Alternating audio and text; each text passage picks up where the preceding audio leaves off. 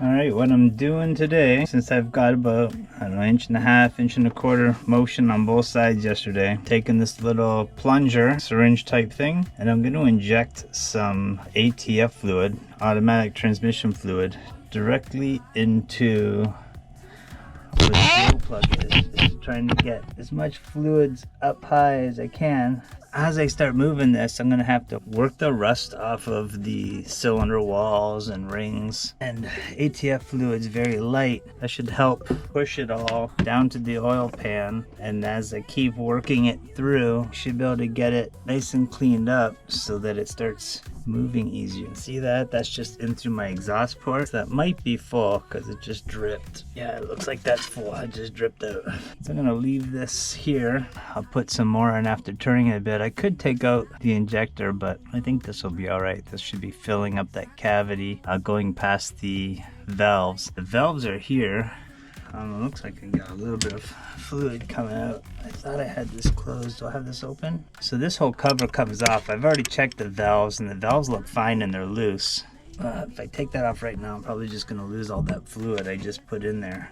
So I'm going to go ahead and revisit on the other side there, tightening and then repositioning and tightening to pull this in a reverse motion now and get some rotations out of it. It's going to take quite a long time, so we're just going to skip ahead to afterwards, or if something different happens, but probably a couple hours of just tightening up that turnbuckle and then repositioning it, tightening the turnbuckle and repositioning it over and over again until I get this rotating. Alright, next thing I want to try here, I've got this little oiling can. I'm going to put some more oil in there, and the exhaust, I'm going to put a bung in there. So I want to seal up the exhaust so that I can put more fluid inside there. I got the glow plug pulled, so it's not going to build up any pressure, but the glow plug's a lot higher, so I want to get more of that cylinder wall covered in fluid. So I'm going to go ahead now and fill this up from the other side. Shadows dancing, echoes of the past. Timeless melodies make these moments last. Oh yeah, feel the rhythm, let it move you fast in this lounge of funk. Good. Alright, that was hard to grab on because the keyway is right there, and it was just basically squishing the shaft and not grabbing onto it very well. So I stuck an old screwdriver in there, and that helped me grab it. I just did a whole pull on this turnbuckle though, and I haven't gotten any new movement out of it. I'm thinking on what to do next. I can try to re-grab this again, but it's really hard to grab this at every single position, even though it's a pipe wrench and it's round. But with the keyway there, it's kind of got one bad spot where it doesn't grab very well when you have to put the teeth over top of that keyway. The keyway's the notch in the shaft. That's how you attach pulleys.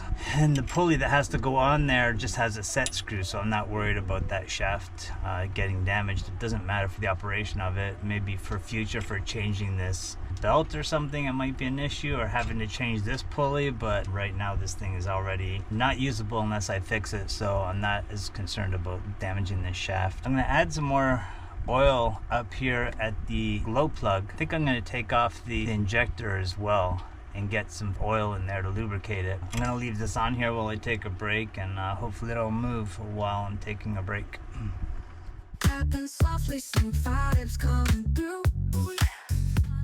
Okay, an update to my generator problem. I've been working it back and forth. I've drilled holes in this frame on both sides, and I've been using this turnbuckle on a pipe wrench. You can see it's done some major damage to the end of the shaft, but I don't think that really matters in any situation because the keyway is way back here for the main pulley, or the main PTO, and this is just for the water pump. So as long as it's not wobbling too much, I mean, I can always clean that up and shim it if I have to make sure it spins smoothly. But this is as far as I can get. I can get from this 1 mark to the 2 mark, this being my starting point. And I've only been able to get to those 1 and 2 marks marks. I can't get it to turn any farther than that. I'm at the point now, I think it's time to start taking this engine apart, unfortunately. It's going to be difficult in this small space, but I don't really have any other options, I don't think. Like, even if I can't get this thing running, I'm going to want to take it out of here, and I'm probably going to want it in pieces to come out of here anyways. Going to get started with that. No, I don't know the exact right order. I don't have any kind of shop book here, but I know this is my cylinder head. These are my rockers. Got all this stuff loose. I don't really know the order these come off, so kind of doing a trial and error here. You viewers, please don't hate on me for not doing anything the exact right order. I'm figuring it out, and hopefully it'll all go back in the correct order as I figure out this assembly a bit on the removal. So I've got all this loose. I got my rockers loose. I'm gonna mark these rockers so that they go back on the same side. Just gonna start removing these hoses so that they're not in the way when I remove this. So what I'm assuming here is that these bolts here come off, and hopefully this will remove, and I'll get a better look inside.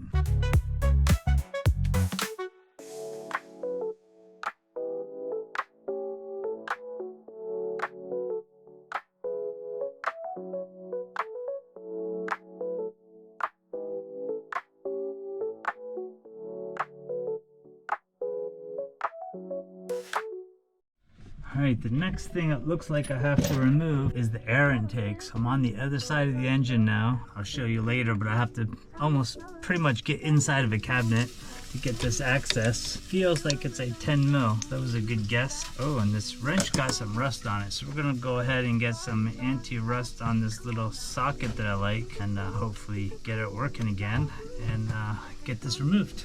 Let the music guide you. Ooh yeah, floating on a vibe.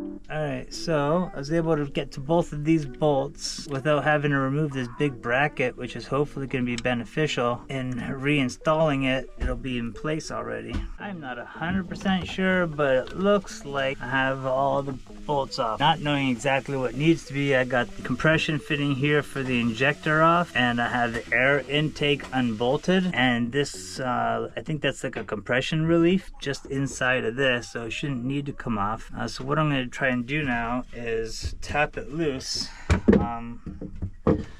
Block of wood right here. There is another hidden nut right here. Didn't even see that one before. There we go. It's a very small space, so it's tricky getting leverage on things. But so far, none of these bolts are seized on, which is great. They're just torqued down. Yeah, it's loose now. What I'm gonna want to do once I get this out, I want to plug this hole or tape this up. Just make sure no dirt gets inside of that fuel, because that'll plug my injector. Oh yeah, lots and lots of dirty oil in there. So let's get a rag down there to soak that all up. I put lots of oil inside here to keep it lubricated, trying to prevent rust and possibly loosen this thing up. Yeah, I was right. This bolt on the other side of this bracket actually went all the way through and held that air cleaner on. So I'm going to add this to my baggie of air intake parts so that everything is not so difficult to find. Okay, I'm going to also here loosen that off so I can get this pressure fuel line out of the way.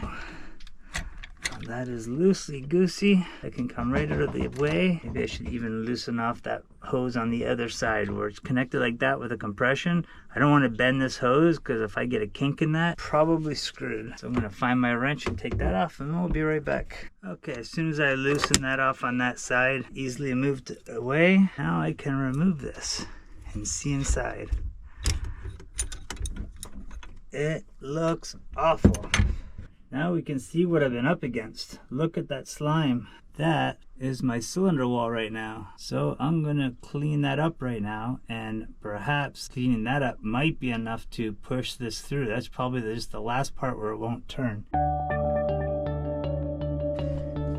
So this greasy stuff is just all scraping out right now, but it doesn't look too bad in behind it all. Cylinder head definitely needs to be cleaned up. Awful, but I'm gonna go ahead and keep cleaning this up, and then thinking I'm gonna try and rotate it again after I've cleaned all this goop out. You can see all this oil, water, and mixture is just all like greeny gray, milky slop coming out, but that's where the exhaust end is. So the water came in through the cylinder head past the valve. That's the other side, the inside of the cylinder head. See the valves here? I could probably press them. Yeah, I can move the valves. They're not seized, so that can just get all cleaned up.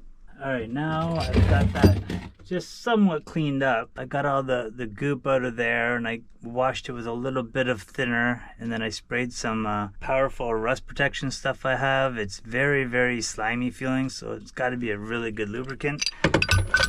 And I'm just gonna see if I can turn this possibly by hand now. I don't know if I can do this with the camera having a view, but I'm gonna give it a try. See if I can see the cylinder or the piston moving at all.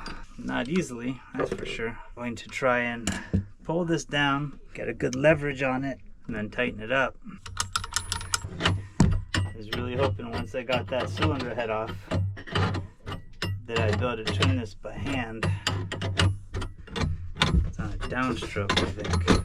Alright, so now that I've finally gotten a little bit further, I can't film everything. This just goes on for way too long. I have to figure out ways to get leverage and see progress, and then I'm going to show how I got that progress. So what I've done, I still have this big wrench, this big pipe wrench attached to the shaft to the turnbuckle. But in order to get more leverage on this wrench, what I'm doing is putting a ratchet strap from the wrench hooking underneath to underneath the tabletop here on the angle iron. This way I can pull this down and get a lot of leverage before I even start. Otherwise, before I get anywhere, I'm just taking all the basic slack out of those teeth digging in and the flex of everything. I don't get much action before I run out of threads on this thing. Oh, it just came out.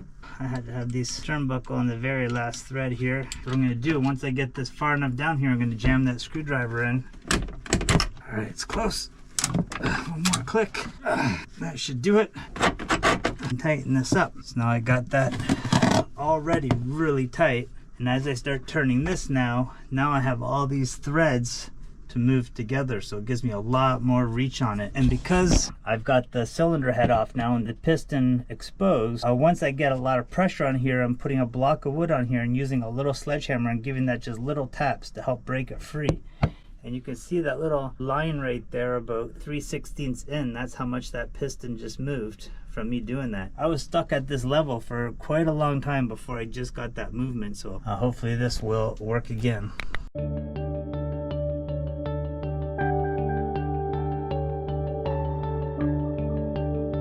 See, I just got a lot of leeway there. All this space right here, that has never moved all that. And this has been a lot of goes at it. I've never had that much movement on the piston. This is my number one. That's where I first started, and that's the mark on the engine. Never was able to go this way. I got it moved all the way to the number 2, and I've been back and forth between 1 and 2 maybe about 5 times, very, very slowly. But now in this one run, I've gone from 1 all the way down to here. So I've almost doubled that movement. Getting somewhere with it. For the first time in months, I'm finally getting somewhere with it. Not that I've spent the entirety of months on it. Definitely never got this far. I'm gonna go ahead and keep trying this. Alright, so I got that piston back what I think is probably right at the very bottom now. And what I want to try doing is using the starter motor to rotate the engine in the correct direction, and hopefully that'll bring this piston right back with a nicely clean lubricated cylinder. So we're going to give it a go. Mary's got the engine turned on. Turn it on. Whoa, stop. I have to connect these 2 ends of this fuel injector because it's spitting fuel right inside of here. Okay, what I did is I connected the fuel return here, bypassing the fuel injector, and I put some ATF fluid on the cylinder wall, and we're going to try to just turn it over using the starter motor to see if we can get this thing to start self-polishing. Turn the run first, make sure it doesn't leak. Start? Okay, go ahead and just try to start. Whoa, stop! That freaking worked! That freaking worked! It's not seized anymore. It's not seized anymore. Wow, that looked like it moved easily. Unbelievable. I didn't think that was going to work so easy. So many days. It's a long time. Alright, putting some more ATF down there. Try and start it until I say. We're just going to try and lubricate it up. Okay, ready, set, go. Sure? Try it again. You want me to No, I think that's good. It is definitely not seized. All right, turn it off. That is a success. We have a completely non-seized engine now. Very happy. Still got to put this whole thing back together, clean it all up. Not sure if I can use the head gasket or not, but got a lot of ATF flowing out because I overfilled it. Just try and lubricate the rings from the back side. So we're gonna let that just kind of ease out right now, and we'll be back. I think I'm gonna take back over on this tomorrow morning. So congratulations to me. We're gonna keep clean all this mess and give this a rebuild tomorrow if I can reuse that head. Thank you so much for watching. I hope you find this project interesting. We're shelving this repair for now until our head gasket arrives. So tune in next week with your Sunday Fun Day Coffee Time. Sailors find their place to stay. Hurricanes, they pass us by.